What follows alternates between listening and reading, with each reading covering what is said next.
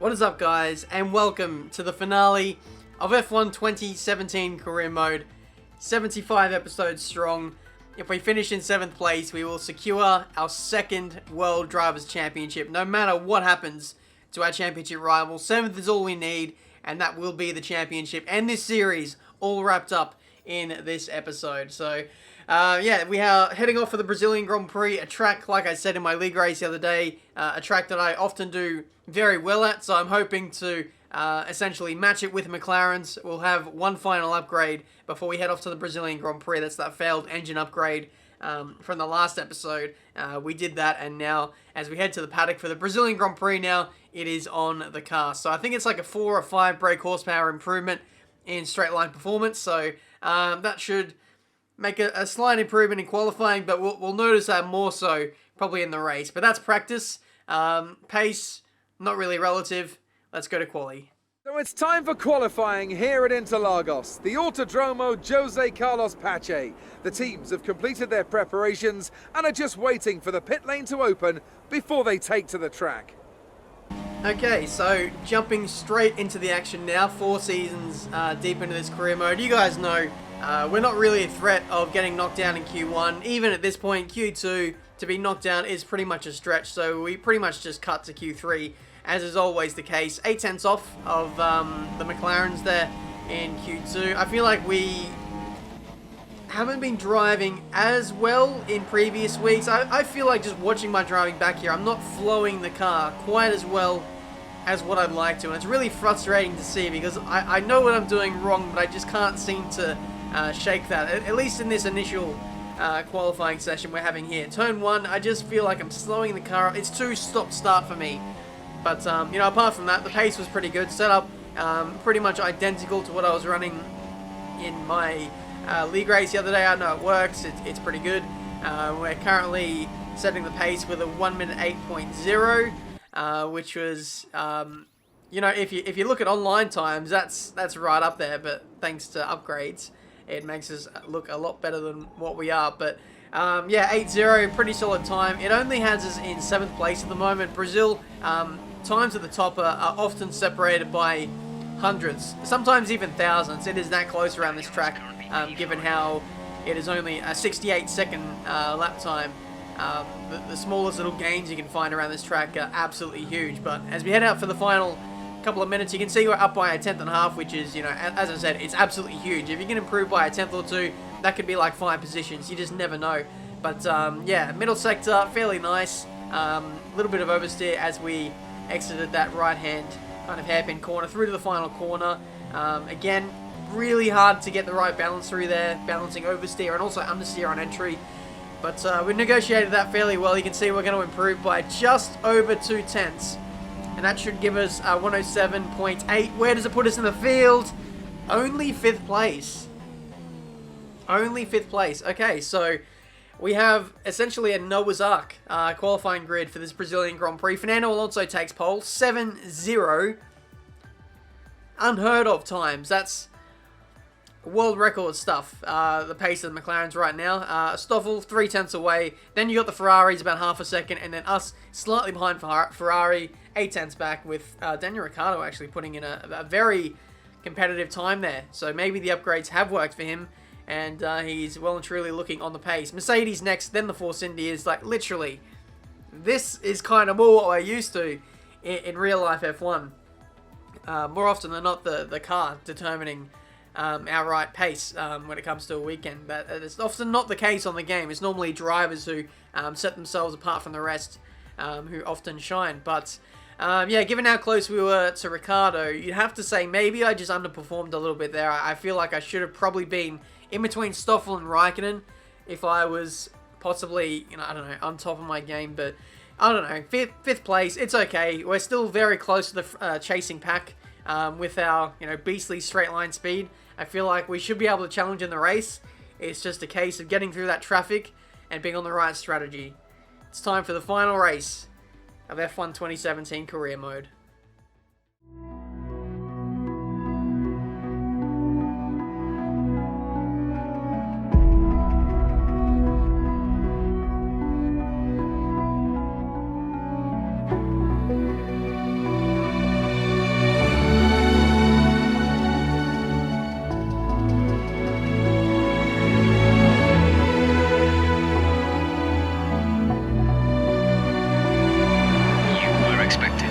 higher grid position than this. Let's push hard on the first few laps and move up a few places.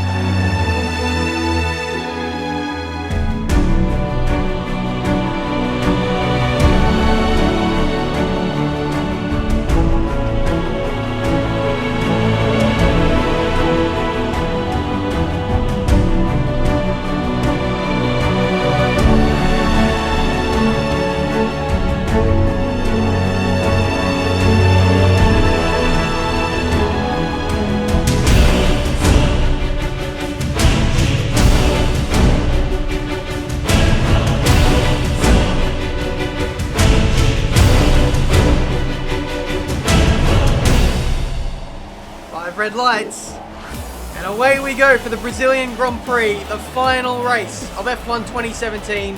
Let's go out on a win. Heading into turn 1, you can see Daniel Ricciardo on the aggressive, on the attack through turn 1. He surely wants to make I guess a mark on this career mode season before it comes to an end. You can see him on the aggressive now in the slipstream of Raikkonen. He goes to the inside. We're going to follow around the outside though and actually get a bit more of a slipstream from Raikkonen before we pull to the outside through turn 4. We've got our teammate. Can we get Raikkonen though? We'll have to settle in 4 behind, but what an aggressive start that was. Both the Red Bulls straight on the attack. We found one position, have we?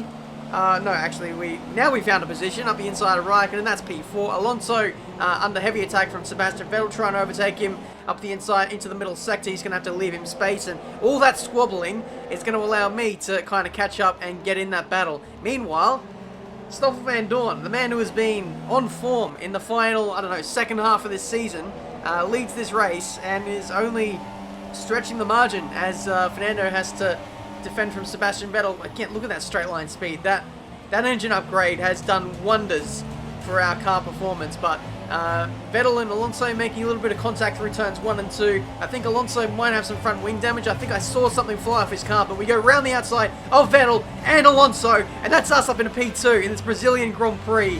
What a move that was. That might be the race-winning move of the race. Just clearing that traffic early days in this race. So, wow, what a start. It's only been 2 laps, and we've overtaken. Fernando, any damage? Yeah, a lot of damage on the rear end. I don't know why they push me so much, you know. They cannot play bowling. Yeah, Fernando is not happy at the early stage of this Grand Prix to lose damage to your front wing on lap 2. And you're fronting at the front of the field. That can cost him his race. But yeah, what a start! Like, the overtakes we've made and the manner that we've actually made them has just been incredible. But now we've got to get on with the job. Now that we've got the clear air, the gap to Van Dorn is 4.7 seconds. I'm not going to lie, he's very fast. I think he's set like a mid 10, maybe even low 10. That lap there was a 10.7. So early days, looks like we might be a little bit slower than Stoffel. In fact, I think he's actually stretching the margin as well, as Romain Grosjean is out of the Grand Prix. A safety car wouldn't go astray for me in terms of my race strategy, but I don't think the game is going to save my bacon here. But as the laps progressed in this opening stint, Alonso was actually starting to surprisingly come back to me despite having some kind of damage. Like, looking at his front wing, it doesn't look like he's got damage, so maybe he's got something off the side of the car, maybe a side pod, maybe even something off his rear wing. I had rear wing damage at like Austria last season, and that really knocked around my pace. But as you saw in Alonso's pit stop, no changing in the front wing. Like I said, I can't see any damage to any of the elements, but on that replay camera, you know, we saw a big chunk of Alonso's car come flying off through turn 1, so something is definitely missing, which might be affecting his pace. But we'll have to wait and see and monitor that issue and see whether he does in fact fall down through the field. There was some kind of car going slowly as we were coming out of the pits there at turn 4. I'm not too sure who that was. Maybe it was Grosjean, but yeah, no notification came up on the screen. But as we rejoin on the track, Alonso, virtual safety car. Reduce speed immediately and keep a positive delta. Drop your speed, our delta is too low. Okay, so virtual safety car has been deployed. Doesn't really affect things all too much. But Alonso rejoined behind us. He got caught up in a bit of traffic on his out lap, and we managed to gap him by like 2 or 3 seconds there, which was really surprising because my in lap on the old tyres was not great at all. But You can see we're cycling through the order, myself, Van Dorn, and this is Daniel Ricciardo we were just looking at leading this race. Still out on the super soft tyres, hasn't made a stop yet, and I guess he is doing the one stop, considering he's taken his super soft tyres 13 laps. So, yeah, but virtual safety car is out again. Why is it out again? I'm honestly so confused. This isn't really a thing in career mode. I know in online you can get the safety car or virtual safety car glitch where it comes out every 2 laps. I really hope that isn't the case, because that might well have ruined this race. Daniel Ricciardo. The virtual safety car is out. Reduce speed. Are you kidding me? Maintain positive delta. We've got the virtual safety car glitch in this race, guys. I don't know what to say, because we're 18 laps into this Grand Prix already. I really did not want to restart. So we're going to press on. That was not a great restart for us there. Raikkonen gets a really nice run out of the center S's, and he might be having a go into turn 4. He's on the soft compound tyres like us, but maybe a little bit fresher. He goes up the inside into turn 4, takes P2, and we're going to have to counter-attack him here. He gives us a bit of a squeeze on the run-up to the double right-handers. We go round the outside. What? Around the outside through the double right-handers. Thank you very much. That might well be one of the moves of the season. I can't believe Raikkonen didn't hold on to that there. Maybe he just backed off a little bit. But there we go. Back into P2. And pretty much in command once again. But as we continue to battle away with Raikkonen, Stoffel Van Dorn has made his second stop of the race, rejoining right in front of us. The virtual safety car, for the most part, I think it kind of went away. I didn't really see it for a while. You can see we've cut onto lap 25. Raikkonen going up the inside again into turn 4. He gets a really nice run out of the center S's. Like I said, the first sector, for whatever reason, is not really strong for me. This race, I didn't feel like I was strong in my league race either. Side by side with Raikkonen, squeezed off the track. Again, virtual safety car has ruined this battle.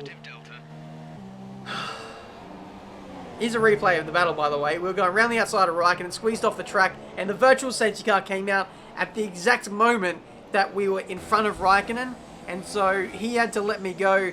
I kept hold of P2 kind of unfairly, because I was actually going to give him the position back, but I couldn't because the virtual safety car was out. But we're pulling into the pits now for our second stop of the race, onto the soft compound tyres, and we will run these tyres to the end of the Grand Prix. So we'll see how we go. Given how close we are to the end, I probably could have gone on to the supers, but I guess I didn't want to take any risks because I had supers that had already done laps in qualifying, so I didn't want to push them too far. I know how hard the tyre wear is around this Grand Prix. Believe me, I know. But yeah, no more risks. No, certainly no more risks. We want to end this career mode on a high, but we rejoin on the track. Effectively P3 now with Ricciardo doing the one stop. The only person in the field, I believe, on the one stop, and the gap to him is pretty sizable. 13 seconds, so we've got a lot of work to do in the final 6 or 7 laps in this Grand Prix to catch up to him. But here you can see a replay overtaking one of the Saubers. I think that was Wehrlein. Very close to getting clipped by his front wing there. I just turned in and kind of just hoped for the best. That's all you can really do. I didn't really want to lose time to Raikkonen, who was right behind me in the dying stages of this race. But you can see here Raikkonen is pretty much shadowing me. Even though he's on the super soft tyres, I might add, I felt like he was actually less of a threat in this stint than what he was in the middle stint. And that might come as a bit of a shock. But maybe tyre wear is really affecting Raikkonen because, yeah, like I said, I really wasn't put under pressure at the end of the race. Here goes Stoffel Van Dorn. Crosses the line to finish first in this Brazilian Grand Prix, ends the championship doing everything he can do in his power to keep it alive. But with us finishing on the podium today, that is not possible. It is mathematically impossible now for Stoffel to keep this championship alive. And with us in P3, we're going to round out this career mode with our second World Drivers' Championship, this time at Red Bull. Thank you for all your hard work out there. That was a strong drive and a good finish. Well done. And so the celebrations begin, and well earned they are indeed. It may have looked simple at times, but as any racing driver will tell you, competing at this level, at the very top, is anything but simple. There's no catching them now then. have a new World Drivers' Champion. Thank you, Crofty. I know he was doing his best to make that look like a serious and heartfelt moment, but that was the most embarrassing championship celebration I've ever seen. Trying to do donuts at the exit of turn 1, and we just had no fuel. We were going nowhere. It just looked absolutely stupid. So there we go. We've won the championship in a pretty odd fashion, but you know, a win is a win. P3, Daniel Ricciardo home in P2. His pace this weekend has just been phenomenal. Pulling off the one stop as well. The only person in the field apart from Marcus Ericsson, who was a lap down, to pull off the one stop. He did what I couldn't do in online. To be fair, I probably could have done it online as well. I just needed to stay out an extra few laps, but that is not the case. Thank you guys so much for watching. This series has by far been the biggest, most anticipated, most supported series on my channel. I can only say, you know, thank you so much for all the love and support you guys have given this over the last, I think, 6 months, 75 episodes. You know, for the first 3 seasons, we were getting like 100,000 views every video. Of course, when the F1 season dies off, views drop off a little bit, but so many of you guys were still tuning in, still wanting more episodes, and you know, I can only almost apologize for not getting them out as fast as what I did. But you know, when you look at previous years of career mode, I've actually uploaded pretty much the same amount. Last F1 2016, I uploaded like 80 or 82 episodes, so we pretty much kept up with that, which I feel like for the most part we can be pretty proud of, even though we're just about halfway through the game's life cycle. But that has been this career mode series. Hopefully you guys enjoyed it. What I've got next in the pipeline, I feel like will be just as, if not even more exciting. It'll be a little bit more of a change of pace. We'll have live commentated episodes, V8 engines. I feel like the entertainment value will probably be just that much better. It'll just be a much better series, and the game itself that we're going to go to just has that much more character than some of the modern F1 games. But there we go for this series. Let's find out what we're going to drive next. Hey, quick question. How are you here? Are you happy? I mean, obviously, I hope so, but you do have some other options if you're up for a new challenge. Let me just grab the door. I had a call from another team a few weeks ago. Well, things have moved on since then. These are the offers I've managed to put together for you. You don't have to do anything with them, but let me know what you think.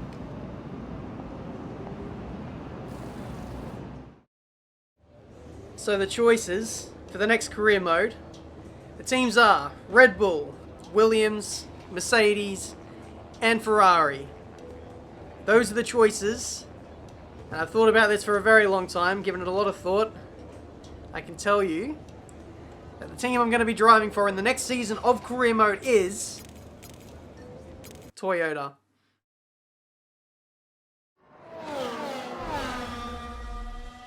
Embarrassing. Really embarrassing.